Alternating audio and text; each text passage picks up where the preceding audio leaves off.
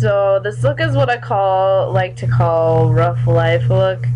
This is like just woken up. I don't really know what's going on. I'm wearing like a theater shirt. Yeah, I don't even know. So the topic for this week is about religion. And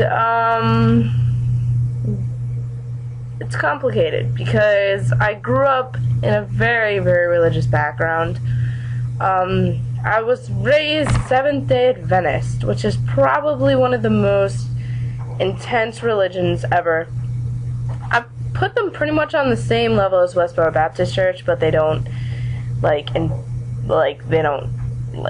enforce their ideas on others, I would say. Like, they don't go like rallying or anything like that. It's just very strict about a lot of behaviors that you can and can't do. So I was raised Seventh-day Adventist, and then I went to a Catholic school, and that is where my religion kind of fell.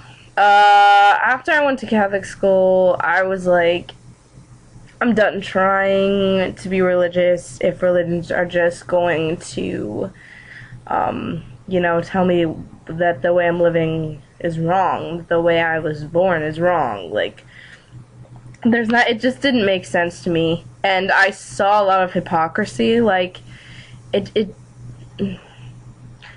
the same verse where it says that man shall not lay with man, it also says that you have to be covered from head to toe, or at least women do, that you can't talk to women on their periods, that you can't eat bacon, and like tons of people that are against gays do all of those things or don't do all of those things, yet they choose to single out the gays. Like, that doesn't make sense to me.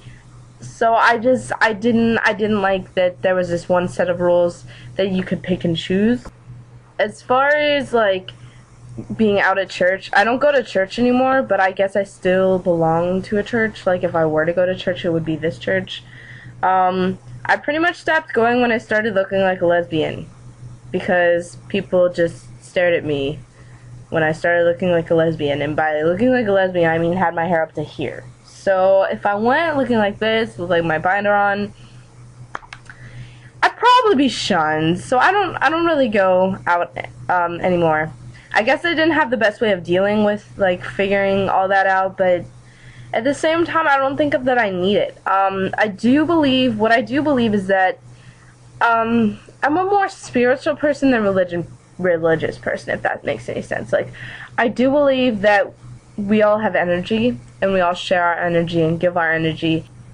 I do definitely believe there is something greater than us, and that we all have a plan or something like that, but I don't know.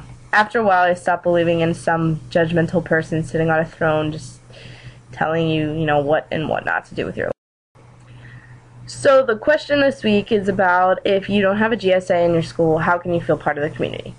And there are tons of ways to feel part of the community, even if you don't have a GSA. Definitely helps if you do, but when I was in high school, there was only so many people I knew from my GSA, but like most of my people came from, if you know a gay person, tell them you want to be introduced to more gays. Just be like, I want to meet some gays. Can you introduce me to some gays? And pretty much, they're probably going to know some gays. Word of mouth is a really great way to find out.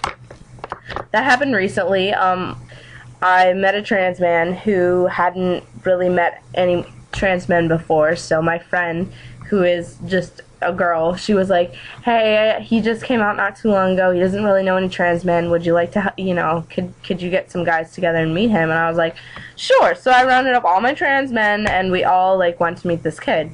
And that's a really great way to meet trans people, or gay people. Just ask somebody you know who is, and they'll probably introduce you.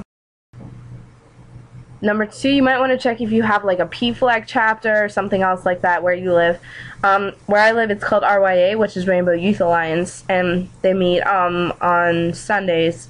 It's like 2 Sundays a month, I think, and it's like a place where just gays go and meet. Just check out PFLAG, or try and find any other groups around you that are for youth and about gay people. And the last one is kind of ironic because it was this past weekend, which is Pride, Gay Pride. Gay Pride comes pretty much close to pretty much everyone. If it doesn't come close to you, I would suggest driving or taking a train or something there because it is so much fun.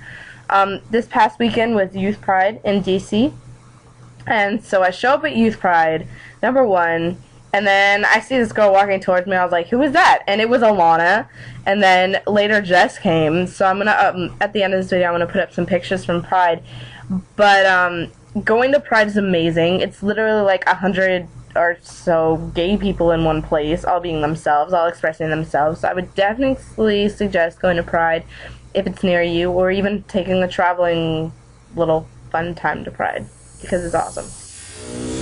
Till the world ends. Remix. Chimpanzees is hating, but I take it all in stride. Put her in a jungle with bananas on the side. Told you they'd revive your career.